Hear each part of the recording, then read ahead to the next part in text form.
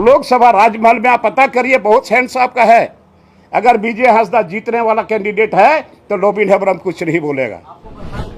बर्खास्त कर दिया तो बहुत बढ़िया, यही ना करेगा जी।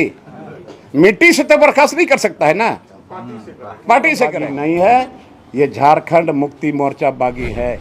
बहुत लोग कहते हैं कि आप कल्पना सोरेन से क्यों नहीं मिले।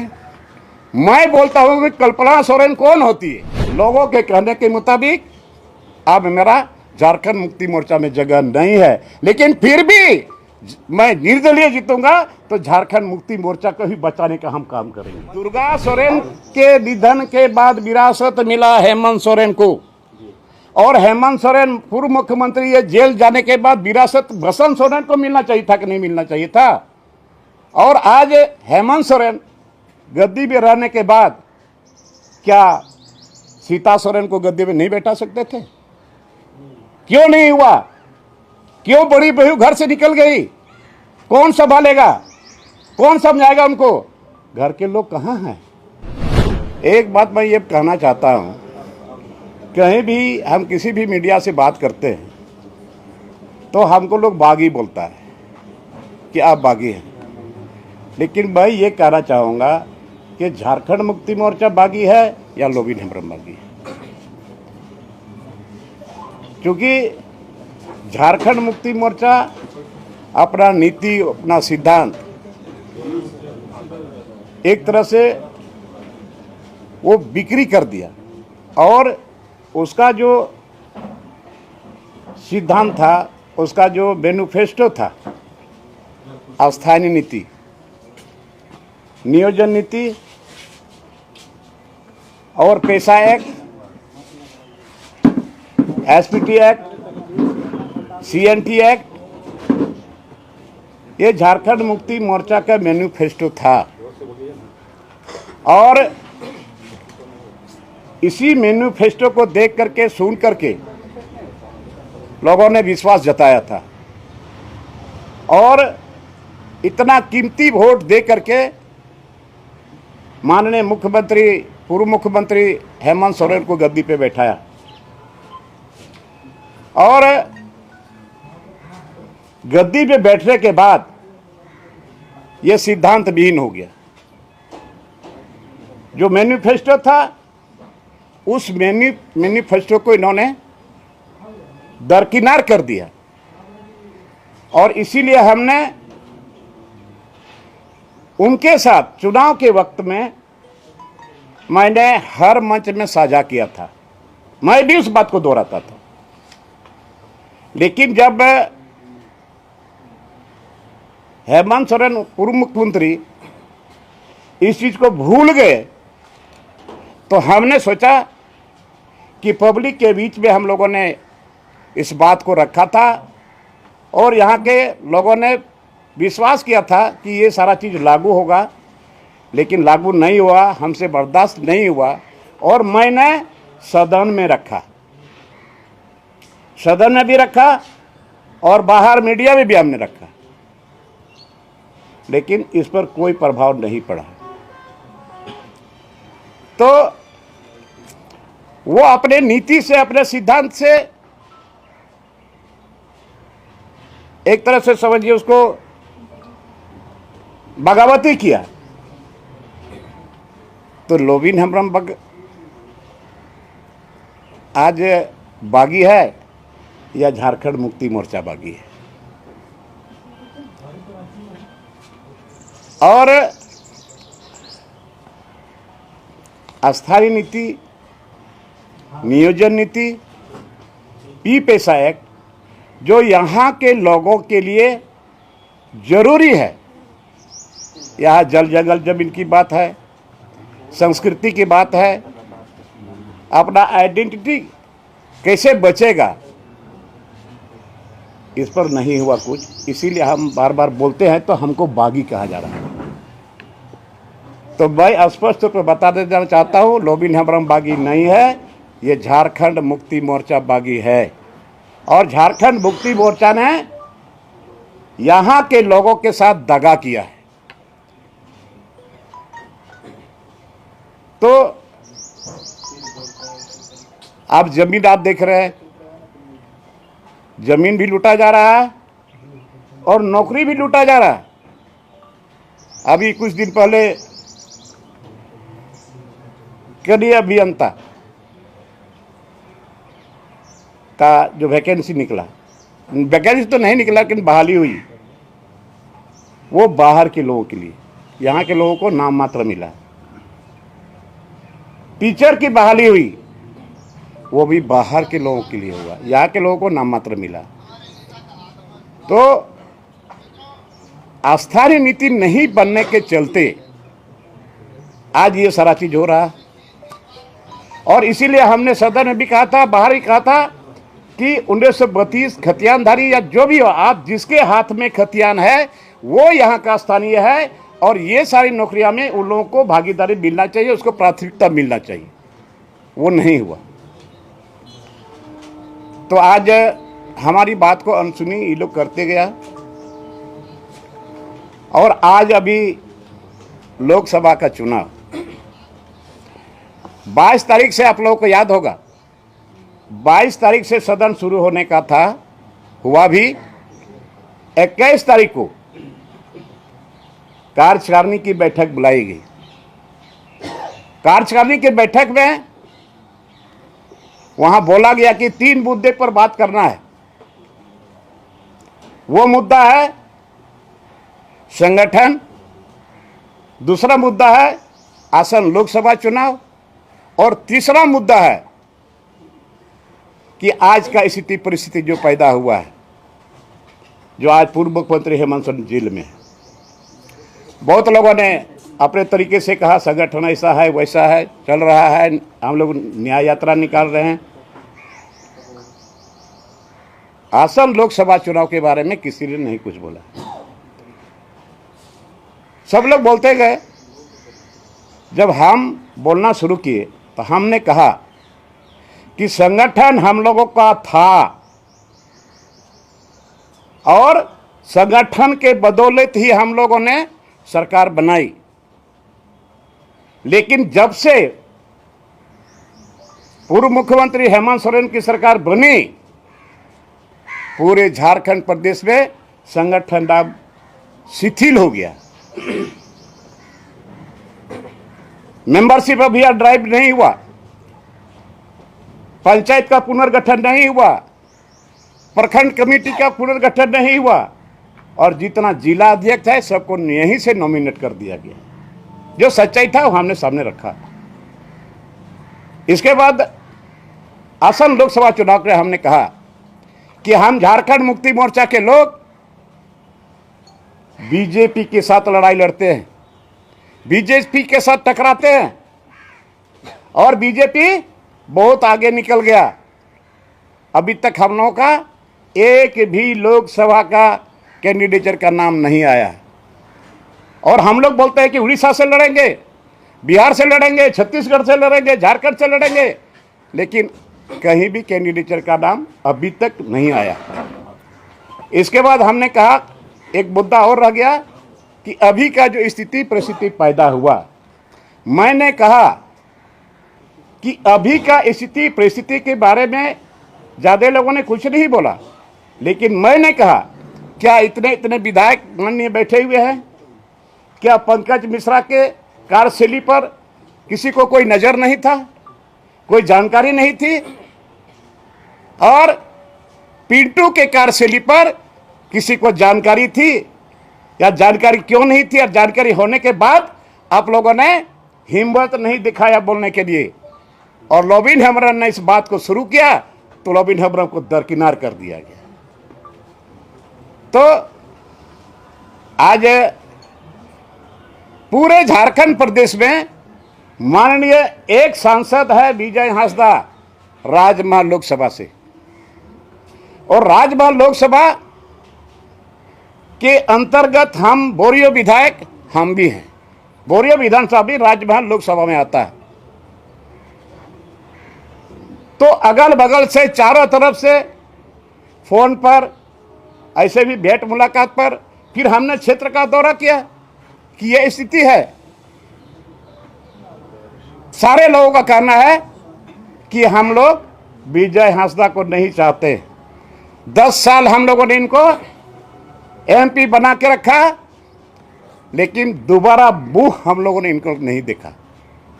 और वही चीज, उसी चीज को हमने अभी जो हमारे मुख्यमंत्री है चंपाई सोरेन जी और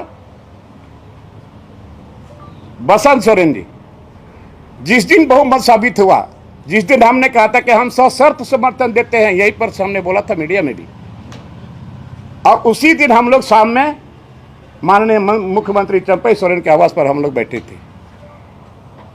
हमने कहा कि आप मुख्यमंत्री हो, आप पता कर लीजिए पूरे रोड लोकसभा राजमहल में, आप पता करिए, बहुत हैंड्स आपका है। अगर विजय हांसदा जीतने वाला कैंडिडेट है तो रोबिन हेब्रम कुछ नहीं बोलेगा। उसी समय बसंत सोरेन जी ने भी कहा कि नहीं, हमको भी पता है इसका स्थिति ठीक नहीं है। उस समय हमको बोला गया कि आप स्टीफन फर्नांडिस से बात कर लीजिए और नलिन सर से भी बात कर लीजिए। मैंने उन लोगों से भी बात किया, उन लोगों ने कहा ये तो पार्टी तय करेगा। और हम क्षेत्र भ्रमण करते रहे इधर चारों तरफ, बोरिया विधानसभा क्षेत्र करके लिट्टीपड़ा विधानसभा, महेशपुर विधानसभा और पाकुड़ तरफ भी हम गए। चारों तरफ से यही मिला कि ये नहीं जीतेगा। कांग्रेस के लोगों ने पाकुड़ में मीटिंग किया,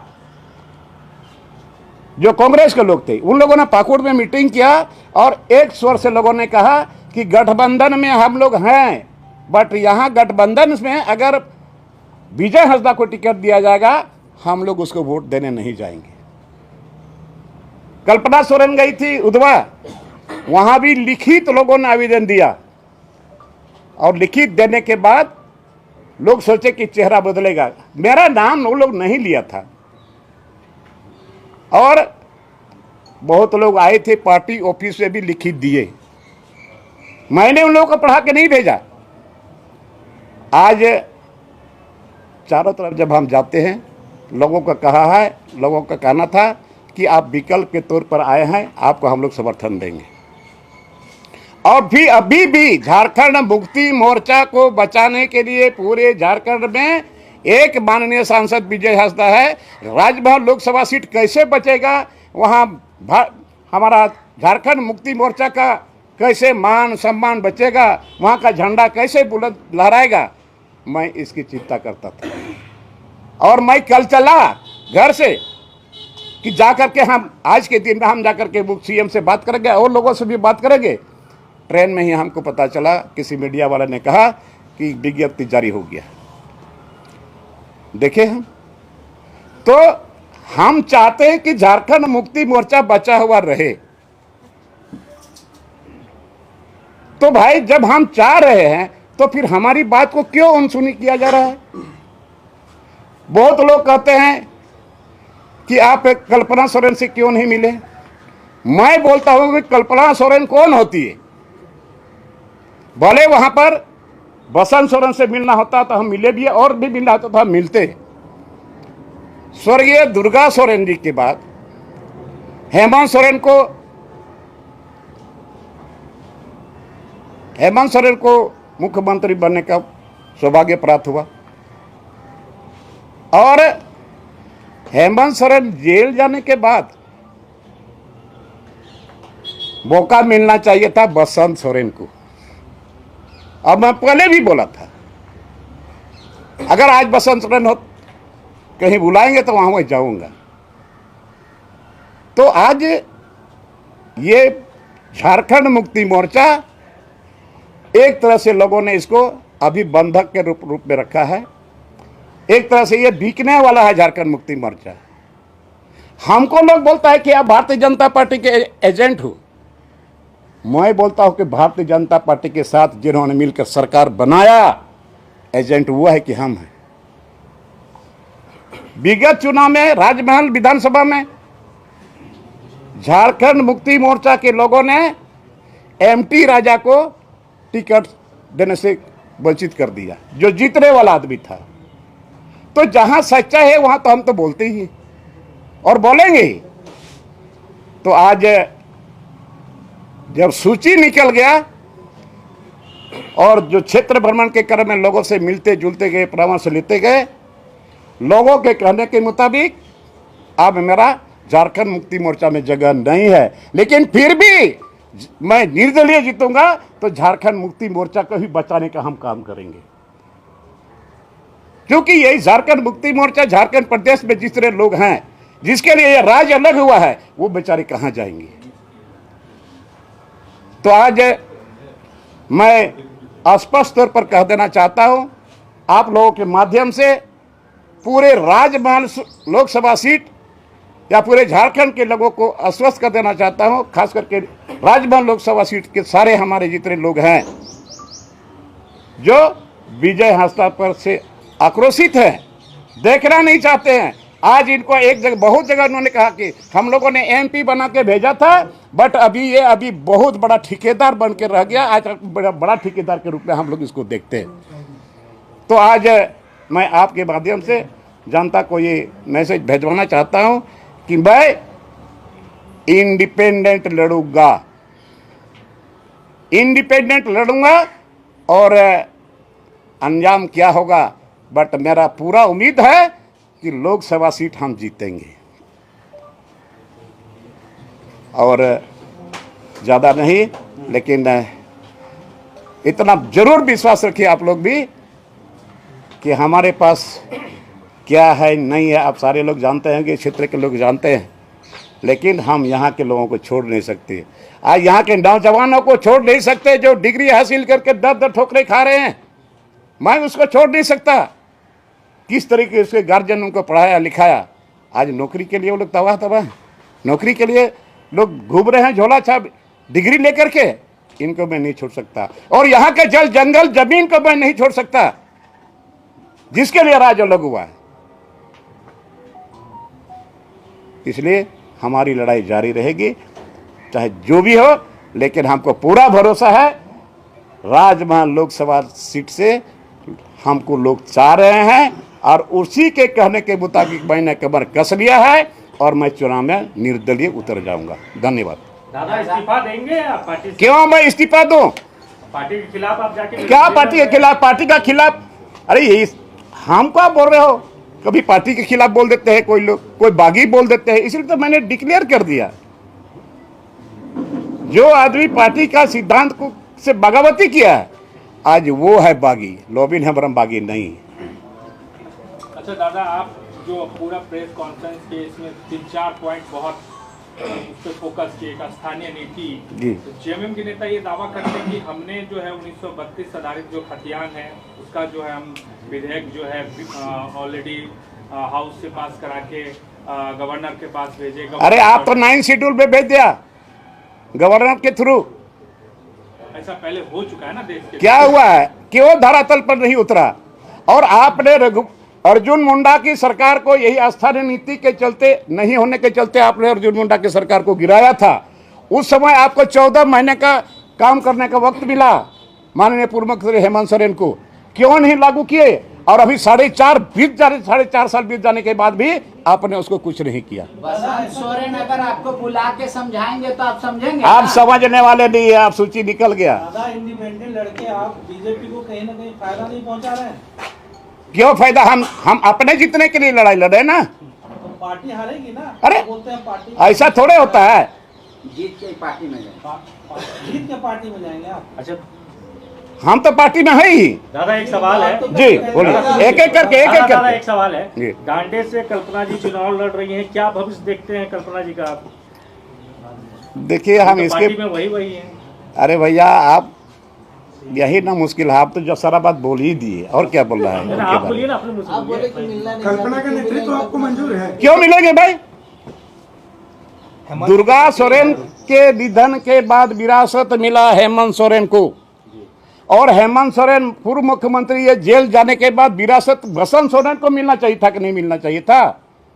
और आज हेमंत सोरेन गद्दी में रहने के बाद क्या सीता सोरेन को गद्दी में नहीं बैठा सकते थे? क्यों नहीं हुआ? क्यों बड़ी बहू घर से निकल गई? कौन संभालेगा, कौन समझाएगा उनको? घर के लोग कहाँ हैं? आपको चंपा समय का समर्थन कर रहे थे। समर्थन तो हमने किया है, हमने शर्त किया है, इसी जगह हम मीडिया में बोले थे। ये भी नहीं करेगा, ये भी जाएगा। विधायक जी, झारखंड पार्टी का कहना है आप खड़े होंगे तो वो समर्थन करने को तैयार है, क्या आप उनसे भी बात करेंगे? कौन? झारखंड पार्टी? जी। मैं किसी पार्टी में जाने वाला नहीं हूं। झारखंड पार्टी हमको समर्थन करे, मैं उसका स्वागत करता हूं। मैं लोबिंदा एक सवाल है जी। गांडे से आप कल्पना चौरन के विरुद्ध प्रचार करेंगे, चुनावी प्रचार उनके खिलाफ जाके वहाँ? देखिए, पहले तो हम अपना देखेंगे ना। नहीं, आप जैसा पहले तो हम अपना देखेंगे। आज गांडे विधानसभा के लोग इसको सोचे समझे। जब माननीय पूर्व मुख्यमंत्री बसंत सोरेन थे, लोग हेमंत सोरेन थे, सॉरी, तो उस समय लोग मिल नहीं पाते थे हेमंत सोरेन के टाइम में।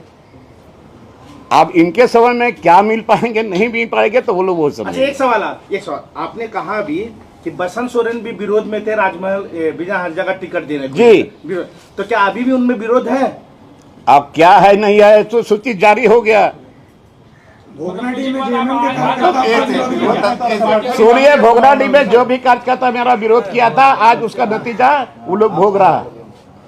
वो लोग थे बालू माफिया और कोयला माफिया। शशिका सोरेन के प्रचार में जाइएगा है? दुमका में? हमको अपना देखना है कि दूसरे का देखना है, बड़ी मुश्किल बात है। चलिए, हो गया। दादा, एक आखिरी सवाल। दादा, अगर कल्पना जी गांडे जीत कर आती हैं तो क्या चंपैदा हटेंगे, कल्पना जी को गद्दी आप उन दोनों से पूछिए, आपका राय क्या है? हमारा कौन सी करा यार, हमारा राय तो माना ही नहीं। हमारे राय को तो इन लोगों ने कभी माना ही नहीं, तो फिर इसके राय पर हम क्यों करेंगे? जब निर्दलीय चुनाव लड़िएगा तो गुरुजी को कहिएगा कि चुनाव प्रचार के लिए जाए आपके। देखिए, गुरुजी उस स्थिति में नहीं है, वो हमारे परम पूज्य हैं और हमारे उन्होंने हम गुरु हैं हमारे। मैं उनको नहीं बोल सकता क्योंकि शारीरिक स्थिति पर ऐसा नहीं है, बट गुरुजी से आशीर्वाद हम लिए। दादा, ये बोला जाए तो आप तो फिर बोल सकते हैं बागी हो गया। अगर निर्दलीय जो है आप बिना इस्तीफा दिए हुए निर्दलीय क्यों दी इस्तीफा देंगे? किसके कहने पर हम इस्तीफा देंगे? हम जेएमएम का हैं और लड़ेंगे विरोध। लिया है तो लिया है। अगर बर्खास्त कर दिया गया आपको, तब है? आपको बर्खास्त कर दिया गया था? बर्खास्त कर देते हो तो बहुत बढ़िया। यही ना करेगा जी, मिट्टी से तो बर्खास्त नहीं कर सकता है ना, पार्टी से करेगा।